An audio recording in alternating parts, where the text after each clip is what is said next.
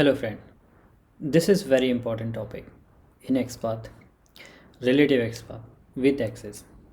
So basically relative XPath is something like writing XPath with respect to some other parent. And there are multiple ways to write this kind of XPath. One is with access. So we'll see that in this tutorial. With access means like using following sibling, preceding sibling, ancestor, descendant, etc. So suppose for an example, if we have to write an XPath for here for forum with respect to blog, or you can say with respect to docs, platform, etc. So how we will write that kind of XPath here? So here our goal is to write an XPath for forum with respect to blog, let's say, for an example. So what we do first, so the concept is like whenever we have to write the XPath for any element with respect to some other element, the simple logic is find out the like first write the XPath for the element with respect to which you have to write the XPath for the element. Then traverse to the common parent for both the elements, and then from parent jump to that element. Okay, so I have spoken a lot here. The simple logic here is we have to write the XPath for forum with respect to blog. I'm telling the real-time scenario so that like you will understand better rather than different things. So we have to write the XPath for forum with respect to blog. So first we will write the XPath for blog, then we will find the common parent for both, and from that common parent we will jump to this forum. This is the concept. If we would have to write the XPath for, let's say, free sign up with respect to platform, then what we would have done, first we would have write the XPath for platform, then we would have find the common parent for both the elements, and then from that common parent we would have come to this element. So first we will see for forum with respect to blog. Now inspect this element.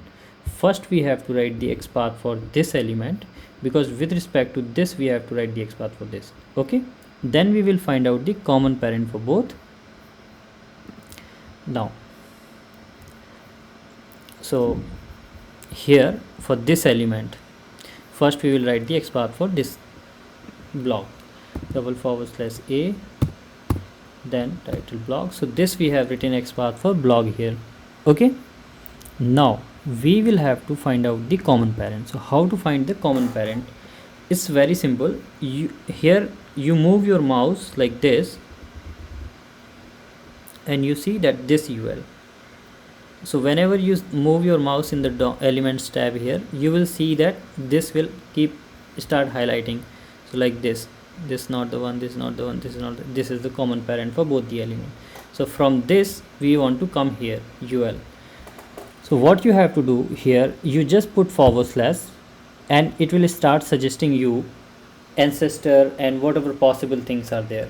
So UL is the ancestor for this A tag. So here you type AN and you will see that it will suggest all possible ancestor. Ancestor you can say is like grandparents. There is a parent is LI and ancestor is UL. So this you select, this one we have selected, and if you press enter you will see that we have got the common parent for blog and forum. Now we want to write the XPath for forum. So what we do, we'll inspect this forum, and here you can directly start /a and then on forum, press enter. This is how we have written XPath for forum with respect to blog. So this is simple. I hope you got this. I will show more examples so that you will get it better. So what we have done here, first we have written the XPath for blog, then we find out the common parent, then from that common parent we have jumped to this. We have written the XPath for our element for which we wanted to write the XPath. Okay, if you would have asked like, okay, with respect to blog I wanted to write the XPath for platform. So what you have done, what you can do here is delete this, and as we have the common parent for these, so what we want to write the XPath for platform with respect to blog. So just inspect this platform and here /, okay, A, and this is platform. There you go. So simple and so quick it is with selector sub. If you would have done it in DevTools, it would have taken too much time. So we have written XPath for platform with respect to blog. Now let's see more example.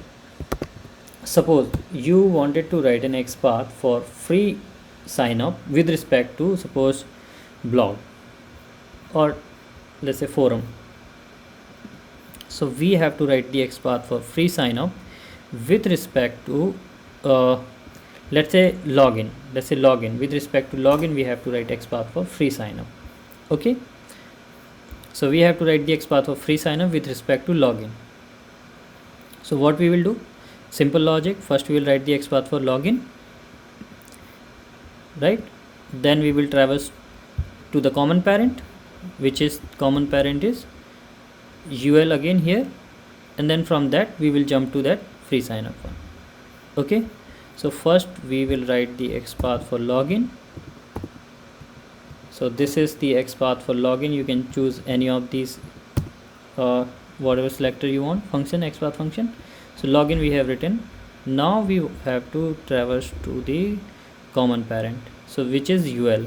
So here you just type again, this is ancestor, so you can choose ancestor UL, and from this you want to jump to this free sign up. We want to write the XPath for free sign up. So here you inspect that element and you see /A and free sign up you want to write. There you go. So this is how we have written the XPath for free sign up with respect to login. If you wanted to write XPath for something else, that also we can do it. So it's simple and straightforward.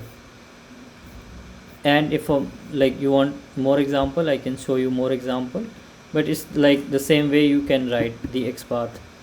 And if you want like to get more elements and like you want to see what are the ancestor, children's, anything you want, anytime you can just like /, you want to know that preceding siblings are there, you just start typing. If anything will be possible, it immediately starts suggesting what are the things which are possible here.